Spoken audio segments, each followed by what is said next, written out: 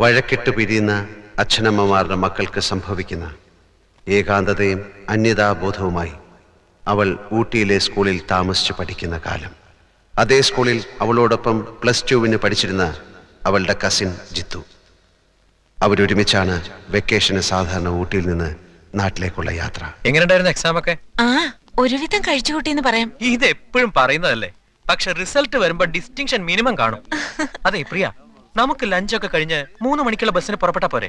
അതെന്തിനാ? ഒരു get together നമ്മുടെ ടോണി മാത്യൂസിന്റെ വക. ഓ, അവന്റെ ഇവിടുത്തെ വില്ലയില്ലേ, അവിടെ അവനും വർഗീസേട്ടനും ഫുഡൊക്കെ അറേഞ്ച് ചെയ്തിരിക്കുക. ഇന്ന് നമ്മുടെ ഊട്ടിയിലെ ലാസ്റ്റ് ഡേ അല്ലേ, ഒരു ചെറിയ സെലിബ്രേഷൻ. നമ്മൾ കുറച്ചുപേര് മാത്രം. ജ്യോതിയോട് ഷെർലിയോടൊക്കെ ഞാൻ പറഞ്ഞിട്ടുണ്ട്. നാട്ടിലെത്തുമ്പോ ലേറ്റ് ആവും ജിത്തു. ഇല്ലെന്നേ, പ്രിയയെ വീട് വരെ എത്തിക്കേണ്ട ഉത്തരവാദിത്തം എന്റെ അല്ലേ.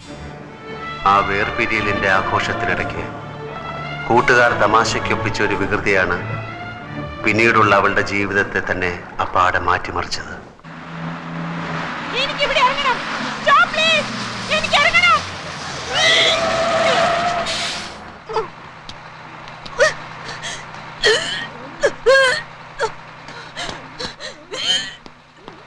പ്രിയ, എന്തു പറ്റി?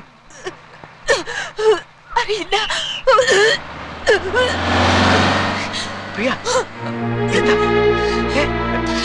എന്ത്?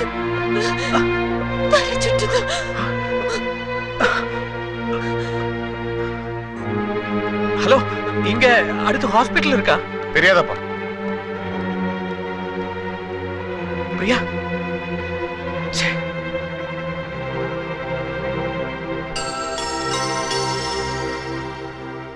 ഹോസ്പിറ്റലിന് ടൗണിലേക്ക് തിരിച്ചു പോകണം.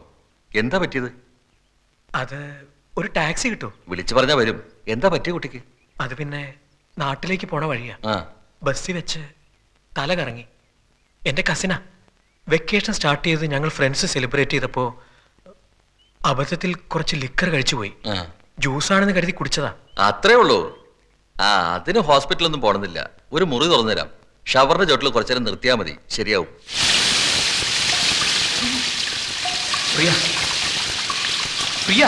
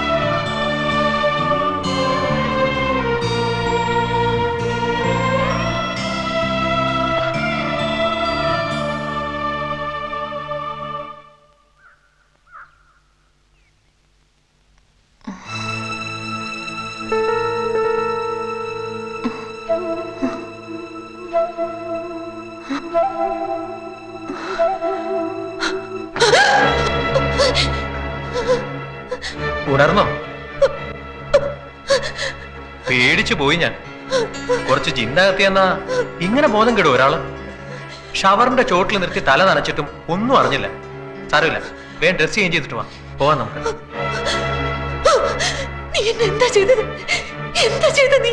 അത് കൊള്ളാം. കിടന്ന് വിറയ്ക്കുന്ന കണ്ടപ്പോ നനഞ്ഞ ഉടുപ്പൊക്കെ മാറ്റി. ഇതെവിടെയാണ്? എന്തിനാ ഇവിടെ വന്നത്? പറ. എന്താ സംഭവിച്ചത്? എന്ത് സംഭവിച്ചു? പറ. നീ എന്നെ എന്താ ചെയ്തത്? പ്രിയ, ഞാൻ വേണ്ട, വേണ്ട. You cheat! No!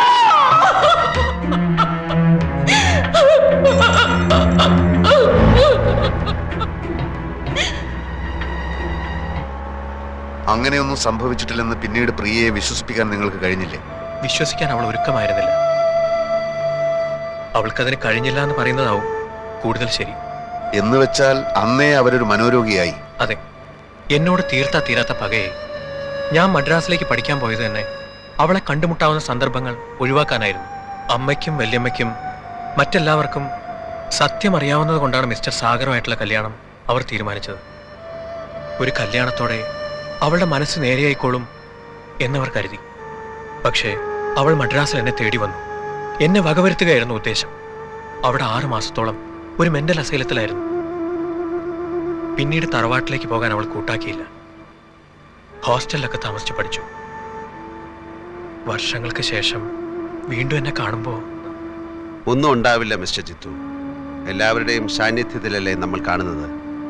നിങ്ങളുടെ സ്വാന്തനപ്പെടുത്തലുകൾ ചിലപ്പോൾ മറ്റേത് മരുന്നിനേക്കാളും ഫലം ചെയ്തെന്ന് വരും. No, I don't want any explanation. ഇത്രയും പേരുടെ ഡ്യൂട്ടിക്കുള്ളപ്പോ ഇതൊരിക്കലും സംഭവിക്കാൻ പാടില്ലായിരുന്നു. ആ പേഷ്യന്റ് എന്തെങ്കിലും പറ്റിയാൽ അതിന്റെ ഉത്തരവാദിത്തം നിങ്ങൾക്കായിരിക്കും. എന്താ ഡോക്ടർ? ഇവര് കുളിക്കാൻ കയറുന്നത് വരെ പ്രിയ റൂമിൽ ഉണ്ടായിരുന്നതാണ്. Now she is missing.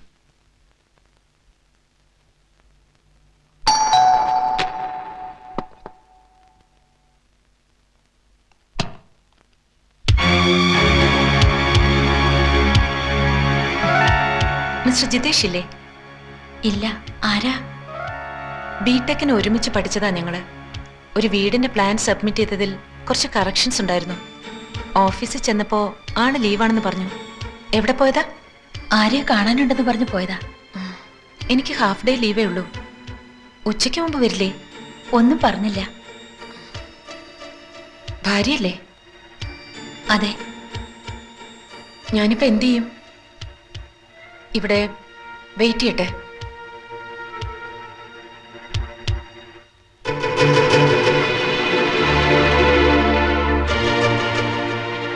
കുടിക്കാൻ കുറച്ച് വെള്ളം.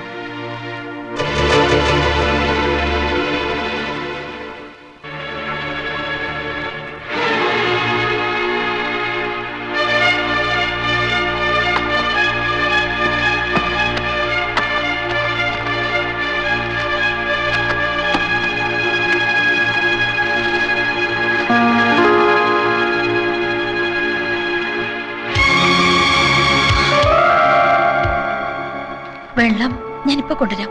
അങ്ങോട്ടിരുന്നോളൂ.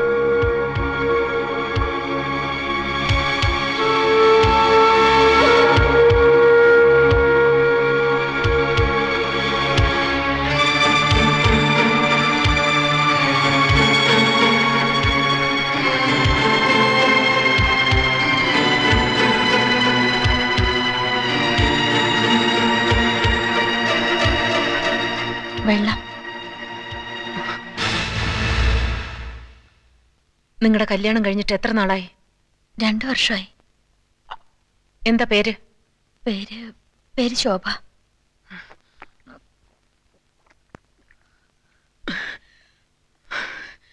ഉച്ചയ്ക്ക് മുമ്പ് ആള് വരുമെന്ന് തോന്നുന്നില്ല. വരട്ടെ, വെയിറ്റ് ചെയ്യാം. വൈകുന്നേരം ആവും ചിലപ്പോ. സാരമില്ല, കണ്ടിട്ടേ പോകുന്നുള്ളൂ. ഫോൺ നമ്പർ തന്നാ ജിത്തോട്ടും വരുമ്പോ വിളിക്കാൻ പറയാം. നേരിട്ട് കാണേണ്ട കാര്യമാണ്. എങ്കിൽ പോയിട്ട് വൈകിട്ട് വന്നോളൂ. ഞാൻ ഇവിടെ വെയിറ്റ് ചെയ്തോളാന്ന് പറഞ്ഞില്ലേ?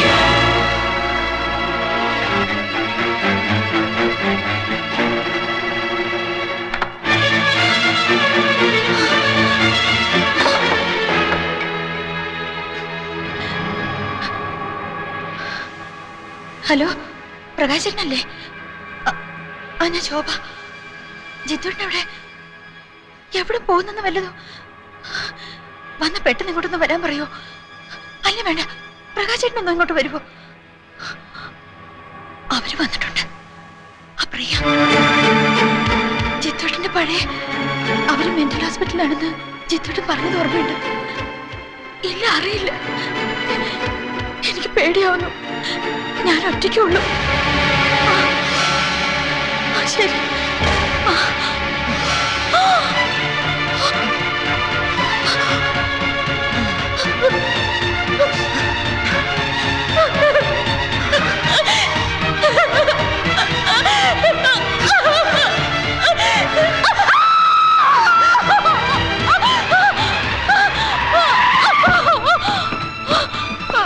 എന്താ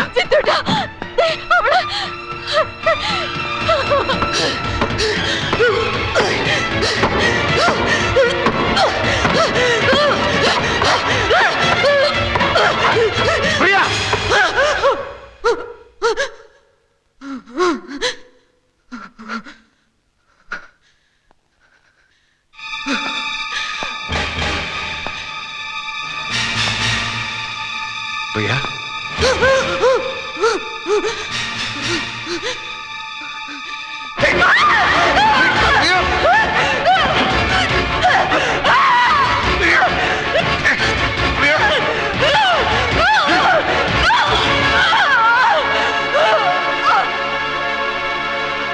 നോ നോ നോ നോ, ഒരു ഡോക്ടർ എന്ന നിലയ്ക്ക് എനിക്കിത് ഒരിക്കലും അംഗീകരിക്കാൻ പറ്റില്ല.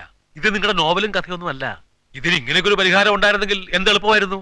ഡോക്ടറും വേണ്ട, മരുന്നും വേണ്ട, ചികിത്സയും വേണ്ട. ഞാൻ മനഃശാസ്ത്രം ഒന്നും പഠിച്ചിട്ടില്ല. ഒരു ചെറിയ യുക്തി. അങ്ങനെ ചിന്തിക്കുമ്പോൾ ചിലപ്പോൾ ഇത് ശരിയാകുമെന്നാണ് എന്റെ മനസ്സ് പറയുന്നത്. സ്വയം നശിച്ചുപോയി എന്ന തോന്നലിൽ നിന്നാണല്ലോ മറ്റൊരാളെ വിവാഹം കഴിക്കുന്നത്. വഞ്ചനയാണെന്ന വിശ്വാസത്തിൽ പ്രിയ എത്തിയത്.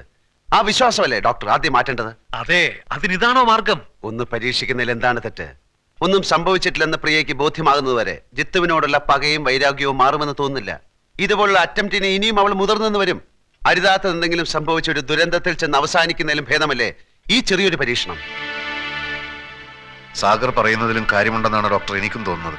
പക്ഷെ അതെങ്ങനെ? It is impossible. Doctor please. എനിക്ക് ഇതിന്റെ റെസ്പോൺസിബിലിറ്റി ഏറ്റെടുക്കാൻ ബുദ്ധിമുട്ടുണ്ട്. ആ കുട്ടിയുടെ ബന്ധുക്കളൊക്കെ ഉണ്ടല്ലോ, തീരുമാനിക്കട്ടെ. അവർ സമ്മതിക്കും, എല്ലാവരും സമ്മതിക്കും. ഡോക്ടർ അനുവദിച്ചാൽ മാത്രം മതി.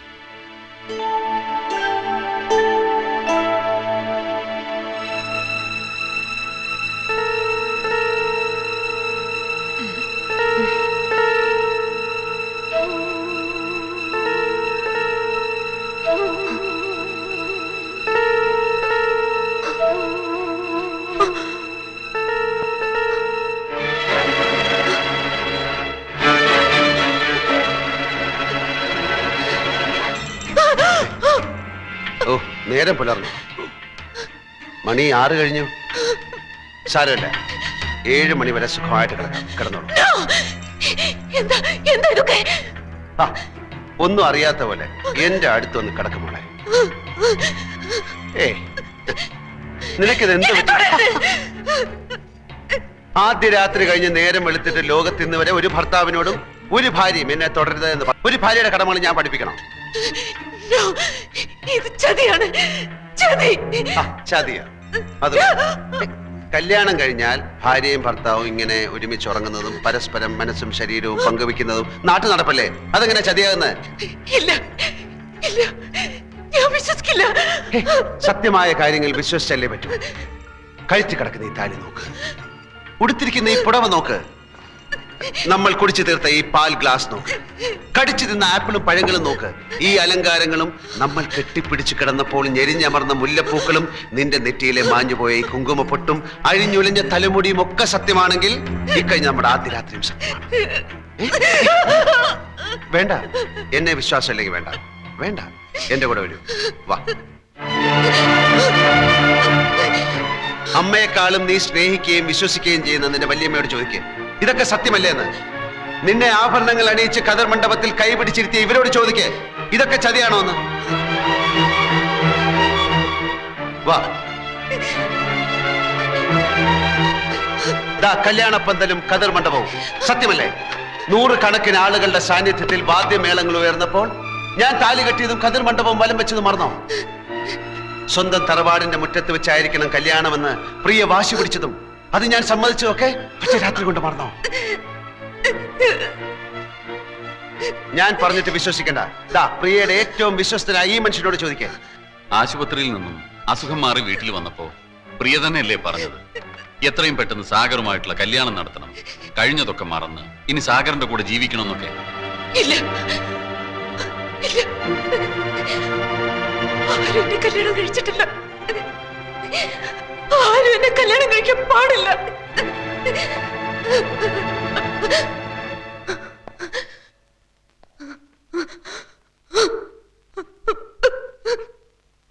വർഷങ്ങൾക്ക് മുമ്പുള്ള ഒരു പ്രഭാതത്തിൽ നീ ഉണർന്നെണീറ്റപ്പോൾ ഒരു തെറ്റും ചെയ്യാത്ത ഈ പാവം പയ്യൻ നിന്നെ നശിപ്പിച്ചു എന്ന് നീ വിശ്വസിക്കുന്നുവെങ്കിൽ ഇന്നലെ രാത്രിയിൽ സംഭവിച്ചതും സത്യമാണ്.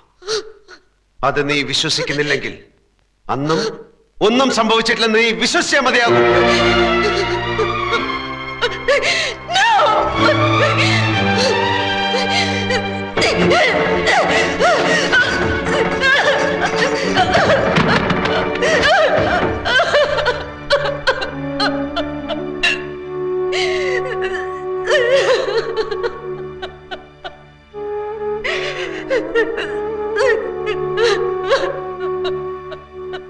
പ്രിയ,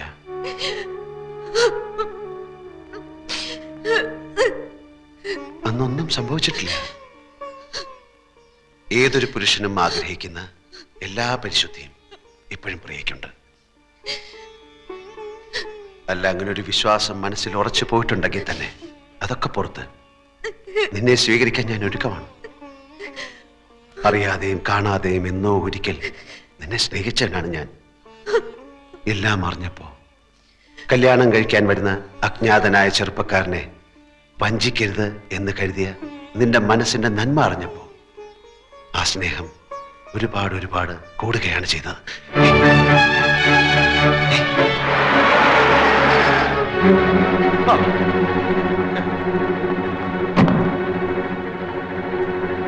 എന്റെ പൊന്നു തഹസിൽദാർ സാറേ, 2 ദിവസമായി ഞാൻ നെട്ടോട്ട് ഓടുകയാണ് കോട്ടപ്പുറത്തിനെ തേടി.